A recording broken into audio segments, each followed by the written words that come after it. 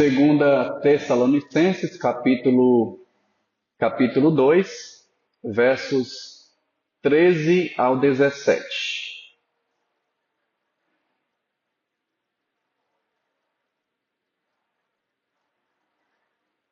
O texto diz assim: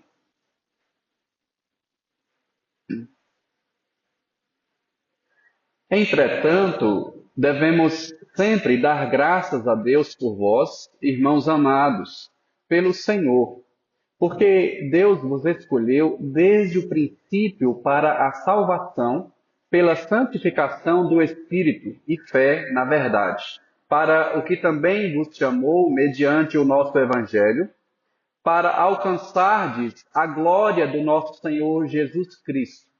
Assim, pois, irmãos, permanecei firmes e guardai as tradições que vos foram ensinadas, seja por palavra, seja por epístola nossa. Ora, nosso Senhor Jesus Cristo mesmo e Deus, o nosso Pai, que nos amou e nos deu eterna consolação e boa esperança pela graça, consolem o vosso coração e lhes confirme em toda boa obra e boa palavra. Vamos orar? Obrigado, Senhor, pela tua preciosa palavra, preciosa mensagem do Senhor aos nossos corações. Obrigado porque o Senhor se revela a nós, ó Deus. Muito obrigado porque tu és um Deus comunicável, um Deus que se relaciona amorosamente conosco. Nós pedimos e contamos com o auxílio do teu Santo Espírito. Assim oramos em nome de Jesus. Amém. Pode se assentar. E eu peço também a atenção das crianças. Daqui a pouco irei interagir também, irei falar com as crianças. Meus irmãos, o apóstolo Paulo escreveu essa segunda epístola à igreja de Tessalônica, na cidade de Tessalônica. Por isso, a segunda carta aos Tessalonicenses. Ele então escreveu essa carta àquele rebanho esse que se encontrava desencorajado pela perseguição naquela época e estava precisando de incentivo para perseverar. Em um segundo objetivo, através do qual Paulo escreve, é que aqueles cristãos estavam ludibriados ou sendo enganados pelos falsos mestres, que estavam confundindo eles a respeito da volta do Senhor. E eles estavam também, muitos deles, estavam desobedientes à palavra do Senhor e até mesmo pela recusa de trabalhar. Sabe o que eles pensavam, meus irmãos? Os cristãos de Tessalônica até achavam que Jesus ia voltar de forma tão rápida que eles nem precisavam mais trabalhar. E Paulo, então, em certo momento, chateado com eles, disse assim, quem não quer trabalhar também não vai comer. Então, meus irmãos, a gente vive essa expectativa da volta de Jesus, mas a gente também tem responsabilidades aqui. E eles pensavam que, já que a volta de Jesus aconteceria de maneira repentina, por isso que eles pensavam assim. E Paulo escreveu essa epístola, essa carta, para tratar então de 3 assuntos e oferecer, em primeiro lugar, consolo para os cristãos perseguidos. Em segundo lugar, Paulo escreveu para corrigir aqueles que estavam temerosos por terem sido ensinados de maneira errada pelos falsos mestres. E em terceiro lugar, Paulo escreveu para confrontar aos cristãos desobedientes e indisciplinados. Então, este texto que nós acabamos de ler está inserido no segundo propósito de Paulo na escrita deste livro, que é corrigir o ensino falso e tranquilizar os temerosos. Ele então inicia o capítulo 2 esclarecendo algumas coisas a respeito da volta de Jesus. A volta de Jesus, que naquela época, meus amados irmãos e ouvintes, estava ainda mais longe de ocorrer por faltarem alguns acontecimentos. Ele diz então, no verso 2 em diante, que os falsos mestres estavam pregando como se tivessem tido uma visão espiritual ou uma revelação, ou recebido uma carta enviada pelos apóstolos. Paulo exorta então, não acreditem, pois o dia do Senhor não virá antes de que venha primeiro a apostasia. A apostasia é o afastamento da verdade. Paulo aqui, então, incentiva os seus amados leitores a se concentrarem no Salvador que tem as bênçãos espirituais.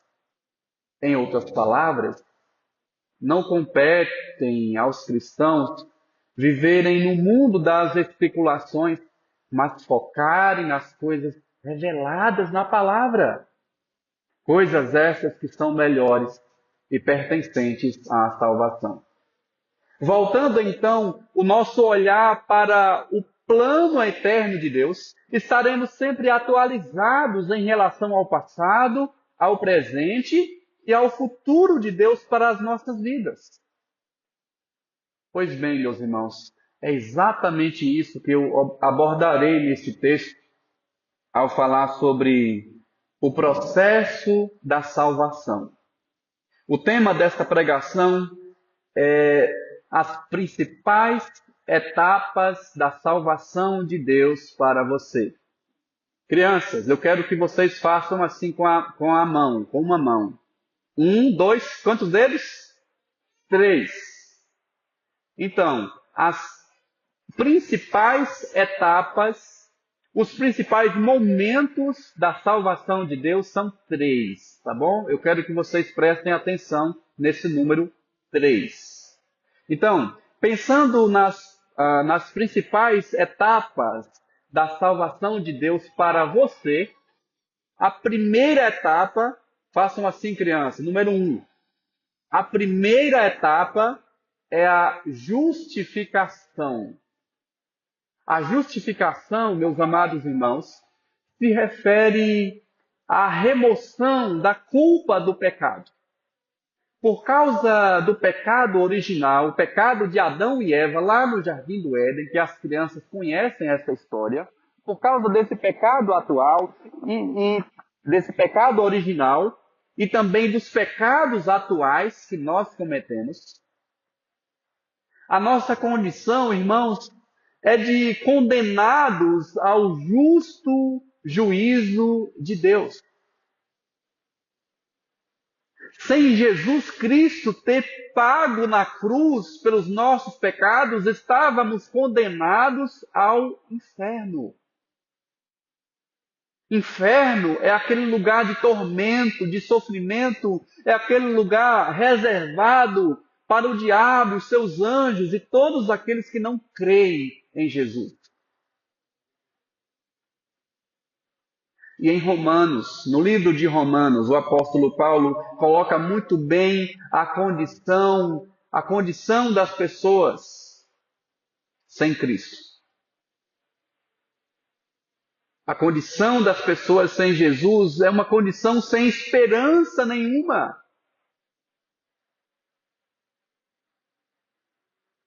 Há uma necessidade universal e desesperada de justificação, meus amados irmãos.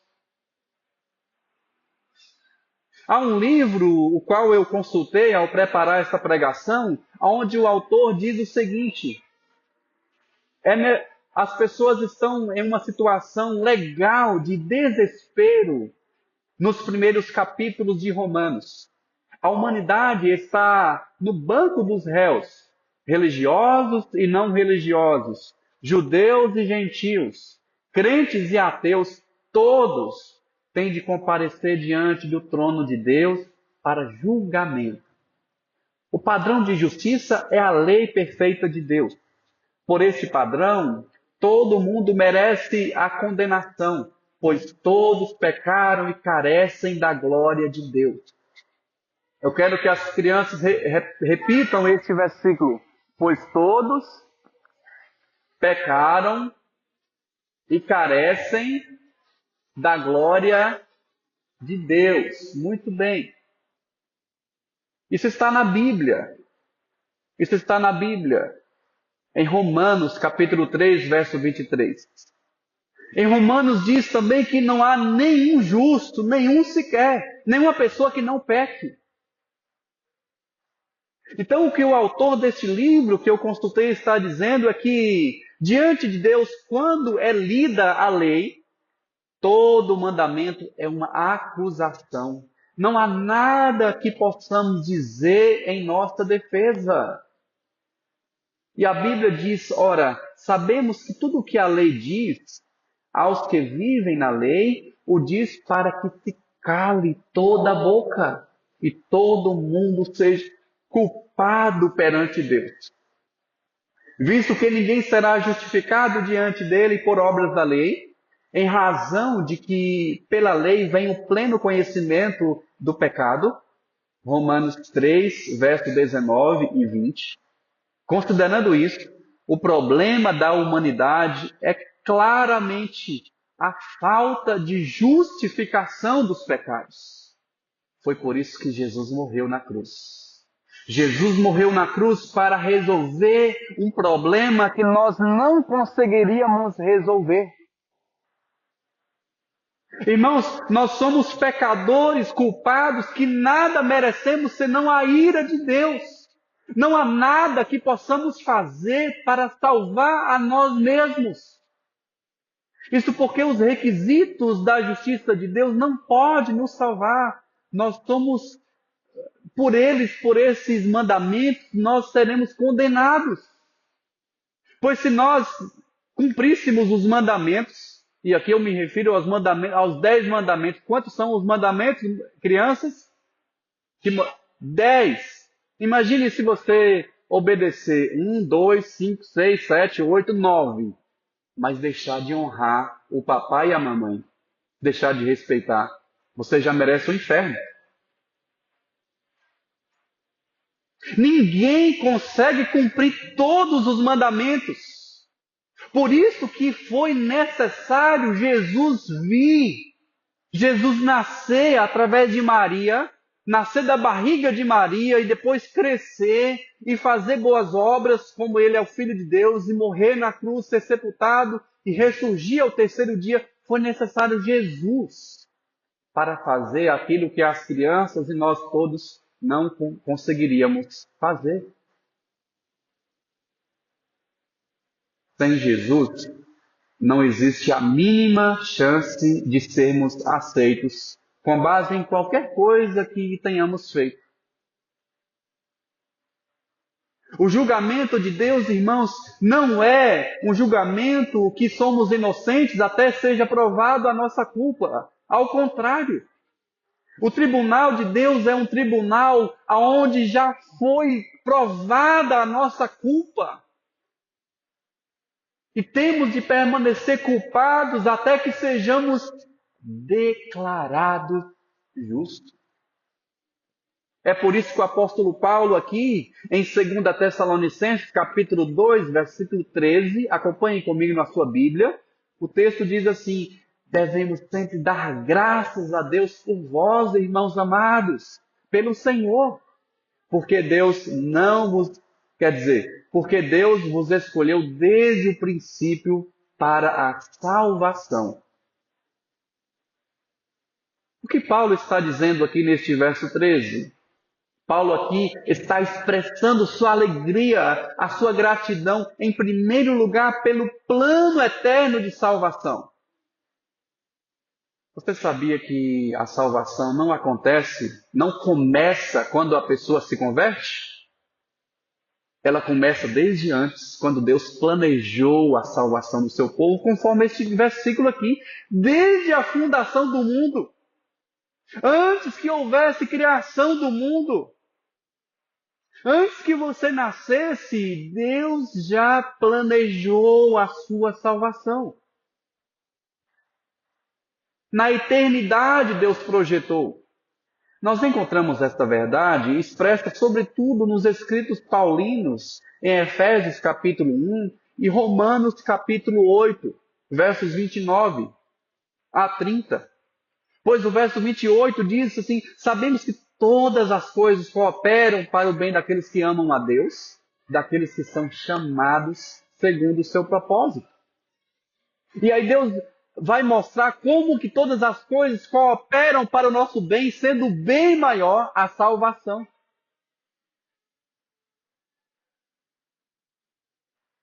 E em Romanos 8, versos 29 e 30, são apresentados alguns processos, alguns passos que começam da eternidade, vem para o que é terreno e volta para a eternidade. Pois o texto diz: e aos que predestinou, a esses também chamou, e aos que chamou, a esses também justificou, e aos que justificou, a esses também glorificou. Há um processo da eternidade para a eternidade, e Deus é quem executa este plano da salvação em nossas vidas.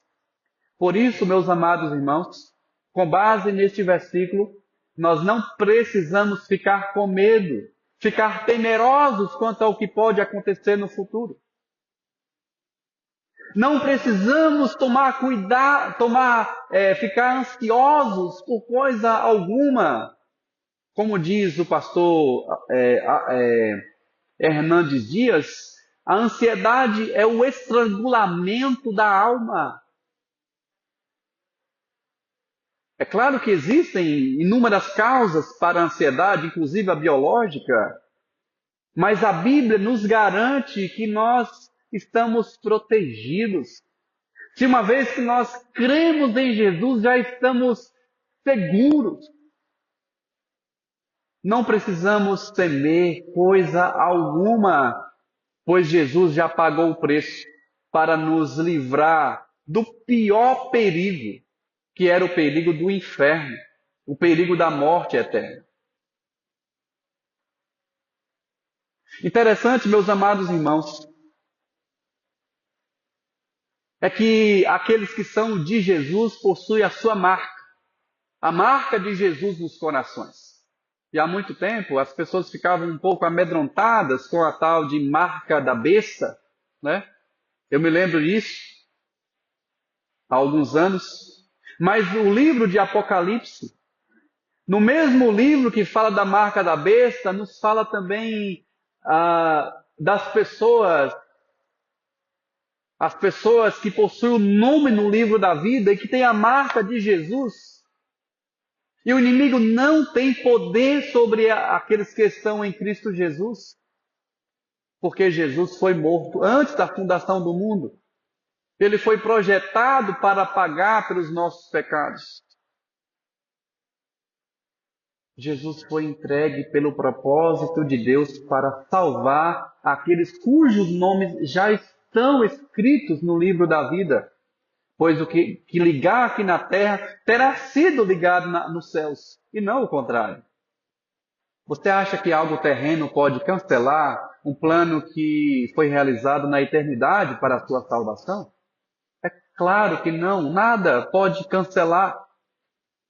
Mas isso, obviamente, a eficácia da salvação não nos dá o direito de vivermos em pecado para que seja a graça mais abundante. Falando aqui para as crianças, não é porque as crianças que creem em Jesus são salvas que elas podem pecar. Não. Quem é salvo quer obedecer. Quem é salvo se arrepende dos seus pecados. O salvo vive em novidade de vida. Você crê na salvação pela graça mediante a fé? Você tem certeza da salvação ou está tentando comprar a salvação por um preço de obras que só Jesus pode pagar ou pôde pagar na cruz? Conforme nós temos visto, irmãos, no estudo bíblico lá no povoado de Vila Nova, conforme estivemos lá na quinta-feira, o pacto, o compromisso, a aliança das obras, a salvação pelas obras, só estava em vigor antes da queda. Isto é, nos primeiros 2 capítulos de Gênesis. Depois que Adão e Eva pecaram, as pessoas passaram a necessitar do sangue da nova aliança para perdão dos pecados, inclusive Adão. Como diz a palavra, o próprio Jesus falou, o sangue derramado em favor de muitos para a remissão de pecados. Repetindo as palavras que nós temos falado ali naquele estudo, eu destaco o seguinte: o pacto das obras diz, faça isso e viva, ó homem. Mas o pacto da graça diz, faça isso, ó Cristo, e viverás, ó homem. O que esta frase quer dizer? Quer dizer que foi dito a Adão, não comerás do fruto da árvore da vida, ou o fruto do conhecimento do bem e do mal. Se vocês comerem, certamente irão morrer. O que Adão e Eva fizeram? Eles comeram do fruto proibido. Por isso, eles não puderam viver eternamente, eles passaram a adoecer, eles ficaram com vergonha por causa do pecado. Por isso que foi necessário Jesus vir, e através de Jesus nós podemos crer que Jesus fez o que deveria ter feito, e nós podemos ter a salvação. Portanto, meus irmãos, neste primeiro estágio da salvação de Deus, nós entendemos que por meio da morte de Jesus, o Pai nos libertou da culpa do pecado. O Pai nos libertou da culpa do pecado. É por isso que o apóstolo Paulo aqui rende graças, porque Deus havia escolhido os cristãos de Tessalônica desde o princípio para a salvação. E conforme diz lá em Atos capítulo 13, versículo 48, e creram todos quantos haviam sido destinados para a salvação. Todos esses creram em Jesus, assim como muitos aqui nesta noite. Após o decreto de Deus em nos declarar justos, a segunda etapa da salvação de Deus para você e para mim é a santificação. Diz aí, crianças, santificação. O que é santificação, crianças? Enquanto a justificação é quando Jesus nos salva da lama, a santificação é quando Jesus tira a lama de nós. Enquanto a justificação, Deus, através da morte de Jesus, declara que nós somos salvos, justificados, a santificação é um processo onde nós, infelizmente, erramos, mas arrependemos e cada dia mais estamos vivendo em novidade de vida. E aqui Paulo diz, a partir do versículo 13, pela santificação no Espírito e fé na verdade, por meio dele somos santificados. Irmãos, nós só podemos ouvir as boas novas por causa do Espírito Santo que nos convence e nos santifica. É Ele que é a marca de Deus em nós. Efésios capítulo 1, verso 13, diz que depois que ouvimos a palavra da verdade e tendo crido nesse Evangelho, nós somos selados com o Santo Espírito, que é o penhor da propriedade de Deus, até o resgate dele. Sabe o que é o Espírito Santo, crianças? O Espírito Santo é uma pessoa. É uma pessoa que a gente não vê, mas quando a gente crê em Jesus, essa pessoa passa a morar em nosso coração. Essa pessoa coloca como se fosse um carimbo invisível em nosso coração. que nos faz sentir como filhos de Deus, pessoas perdoadas por Deus.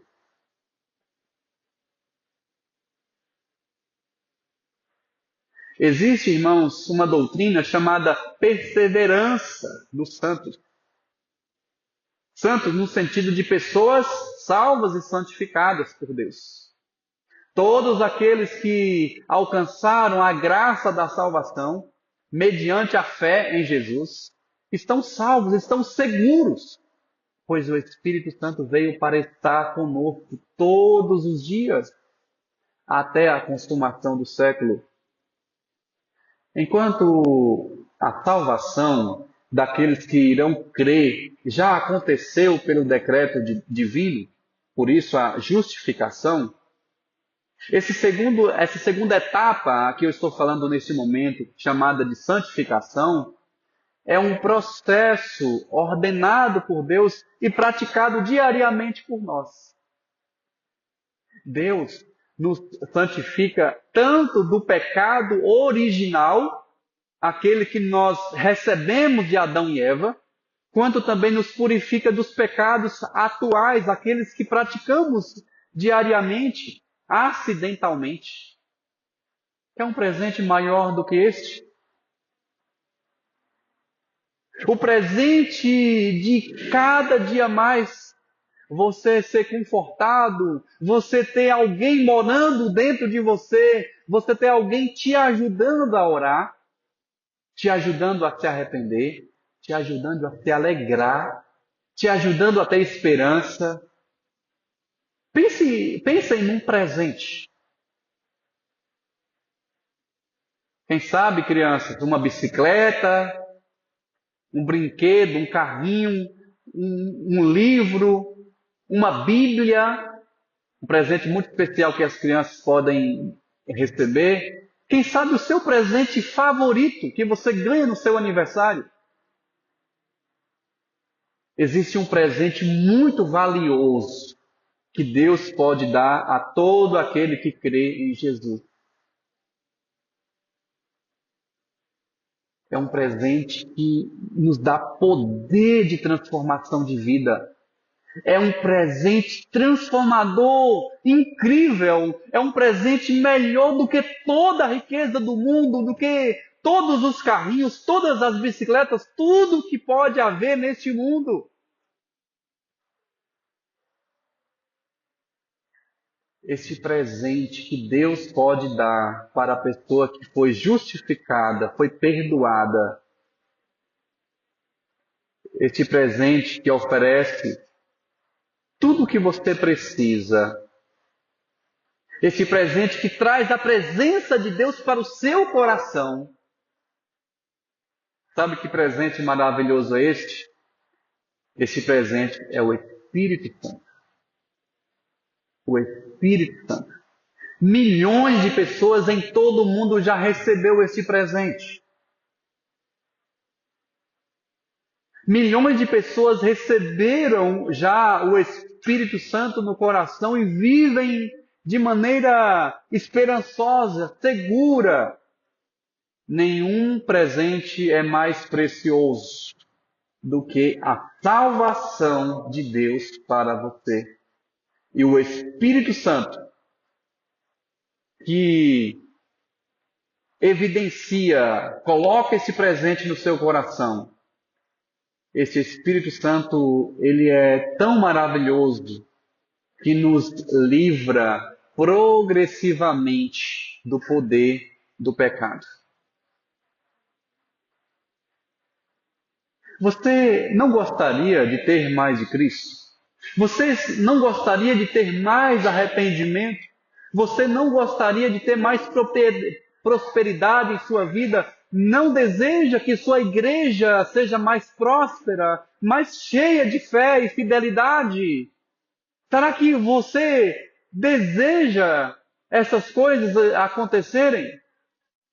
Se você deseja ter mais de Deus, se você se arrepende, se você deseja estar perto de Deus, se você deseja morar eternamente com Deus, é porque você tem recebido este presente. Ele está tocando em você. O próprio Jesus falou sobre isso. Busquem e vocês o acharão. Batam e as portas serão abertas.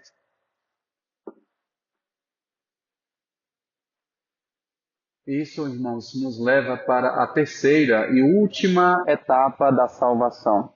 Primeiro é a justificação. Segundo, a santificação. É o que está acontecendo neste momento em nossas vidas, quando nós estamos ouvindo esta palavra. Mas a terceira etapa, a principal etapa da salvação de Deus para você é a glorificação. A glorificação é a libertação para sempre da presença do pecado. Você pode conferir na sua Bíblia, aí no versículo 14, a segunda etapa diz assim: para alcançardes a glória do nosso Senhor Jesus Cristo. Para alcançardes a glória do nosso Senhor Jesus Cristo. Meus amados ouvintes, de acordo com Romanos, capítulo 8, versículo 30, o plano de Deus, de acordo com o plano de Deus, a glorificação já é uma realidade. E isso é maravilhoso e deve nos encorajar, pois sem a sua morte,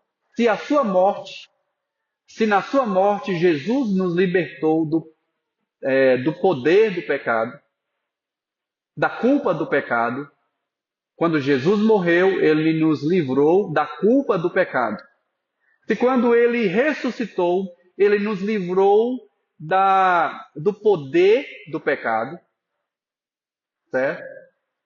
Enviando o Espírito Santo para morar em nós, existe ainda a realidade da segunda vinda de Jesus para nos livrar para sempre da presença do pecado. Sabe qual é algo que eu anseio muito? Algo que eu quero muito? Eu quero muito um dia não mais pecar. Será que é possível, crianças, um dia vocês não pecarem mais? Não desobedecer mais? Não ficar mais tristes? É possível. Sabe quando vai acontecer isso? Quando Jesus voltar. Ele nos livrará para sempre da presença do pecado.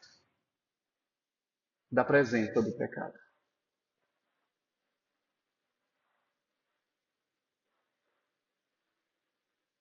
O autor do livro O Evangelho no Centro, um dos autores, diz o seguinte sobre essa verdade.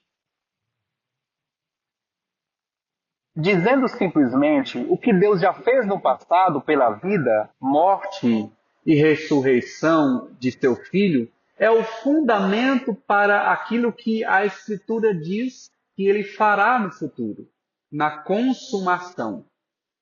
A esperança cristã não é um desejoso tatear de mãos num lugar incerto, mas uma confiante expectação arraigada na realidade do que ocorreu há 2000 anos. A eficácia e finalidade da obra redentora de Cristo Jesus, junto com a sua ressurreição e exaltação como Senhor à mão direita do Pai, dão razão para a antecipação que todos os cristãos têm do retorno de Cristo e o cumprimento do propósito eterno de Deus no novo céu e na nova terra. O que esse autor do livro Evangelho no Centro está falando é sobre a esperança da volta de Jesus.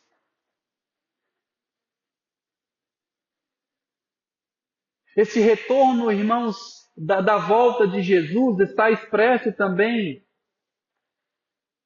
em todas as partes da Bíblia, irmãos.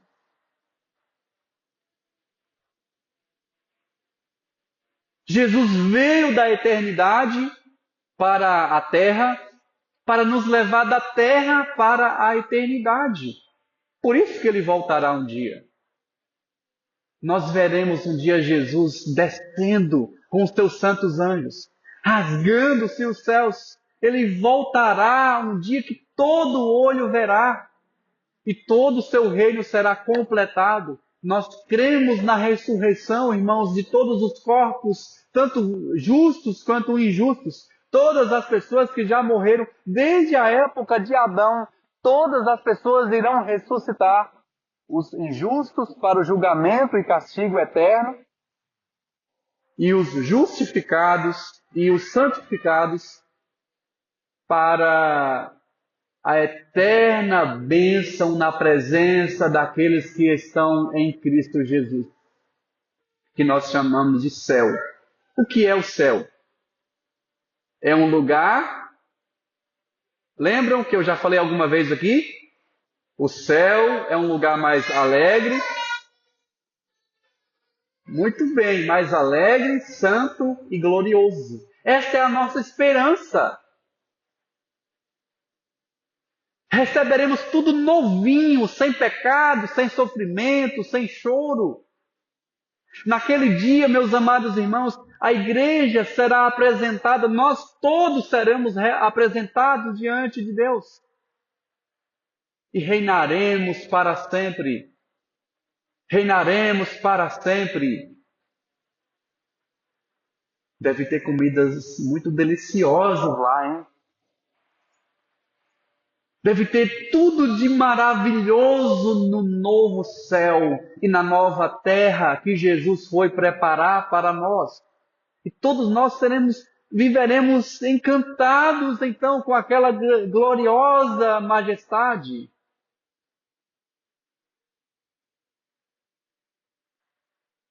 Aí o versículo 15 aqui do texto que nós estamos meditando diz assim: tendo essas coisas, permanecei firmes e guardai as tradições que nos foram ensinadas.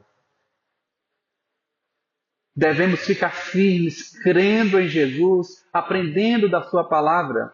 E por fim, os versos 16 e 17 dizem assim, que o próprio Jesus Cristo, vamos ler todos, meus amados irmãos, 2 Tessalonicenses, versos 16, capítulo 2, versos 16 e 17, que o próprio Jesus Cristo, nosso Senhor e Deus, o nosso Pai, que nos amou e pela graça nos deu eterno conforto e maravilhosa esperança, animem e nos fortaleçam em tudo de bom que vocês fizerem e disserem. Eu quero que a igreja leia, aí na versão que vocês têm na Bíblia, os versos 16 e 17. 1, 2, 3 e...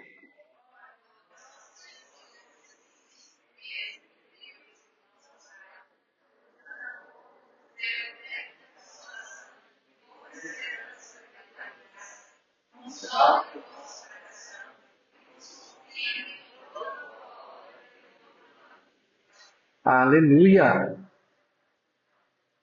Que você volte para casa consolado, exultando alegremente pelas verdades expressas neste texto aqui.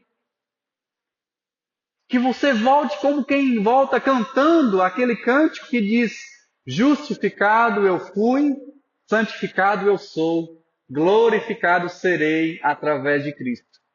Eu fui livre da culpa do pecado, livre do poder do pecado, serei livre da presença do pecado, livre serei. É um cântico de Daniel Santos, salvos pela graça. Eu quero então finalizar trazendo algumas implicações práticas para as verdades que nós acabamos de ouvir aqui. Primeiro, apesar de você e eu ainda infelizmente pecarmos, apesar dos nossos pecados, meus irmãos, por causa da nossa natureza pecaminosa, a boa notícia é que nós não estamos mais no banco dos réus, como eu falei no início dessa pregação. A boa notícia é que temos um advogado, que é Jesus Cristo, o justo que morreu por nós. Através do sacrifício de Jesus, você e eu fomos declarados justos. Nós não nos justificamos, mas Deus nos declarou judicialmente. Ele declarou que nós somos justos. Já nenhuma condenação há para aqueles que estão em Cristo Jesus. Não há nenhuma condenação para aqueles que estão em Cristo. Assim, Ele nos livrou da culpa do pecado. Por isso, amados ouvintes, todas as vezes que vocês forem surpreendidos por algum pecado, por alguma coisa que você faz, ou fala, ou deixa de fazer quando deveria ter feito, vocês precisam agradecer, porque Jesus Cristo morreu para quitar esta parte da sua dívida. Então, não fiquem se martirizando por causa de algum erro que você cometeu no passado. Irmãos, esta é uma realidade libertadora para nós. Eu não preciso pagar pelos meus pecados, porque Jesus já pagou por todos eles. Eu posso então confiadamente confessar o meu erro e colocar na conta de Jesus. Confiem no carimbo de quitação de Jesus na cruz. Confiem. Não fiquem remoendo o mesmo erro. Confesse e deixe. E viva em novidade de vida. Vá e não peques mais. Ou não viva no poder do pecado, mas no poder do Espírito Santo. E se pecar, que o pecado seja apenas um acidente, um tropeço inesperado. Que você sinta a dor, a tristeza, mas que Jesus te conceda a alegria do perdão. A segunda implicação é que, mesmo que ainda pequemos acidentalmente, o importante é que o pecado não tem mais poder sobre nós. Não tem mais poder, sabe por quê? Porque no processo de santificação, o pecado é denunciado. Ele é denunciado e tirado através do sacrifício de Jesus Cristo. O que você precisa fazer, então, no presente estágio de santificação, que é um processo, o que você precisa fazer é usar os meios de graça que Deus deixou para a sua purificação. Quais são esses meios de graça? A meditação na palavra de Deus, que é um meio especial de Deus te santificar. Outro meio de graça, do qual aqueles que foram preparados para isso irão participar, é a ceia do Senhor. Um meio renovador para as nossas vidas. Outra maneira de você melhorar a cada dia espiritualmente, vivendo em novidade de vida, é sendo mais participativo na comunidade cristã que você frequenta, que você pertence. A oração, dedicando tempo de oração como esta semana, assim como todas as primeiras semanas de cada mês, começando no primeiro domingo do mês, nós dedicamos para a oração, de domingo a sábado. Dedicamos especialmente a oração. É claro que nas outras semanas nós também oramos. Mas esta é uma semana de consagração, irmãos. Momento de uma busca mais intensa.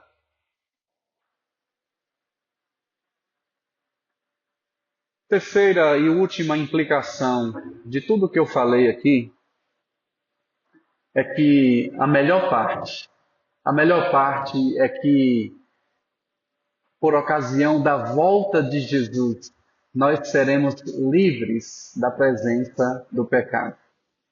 Eu e você devemos ter anseios por esse corpo de glória, enquanto temos a convicção, irmãos, de que nos decretos de Deus nós já estamos glorificando. Já estamos glorificados.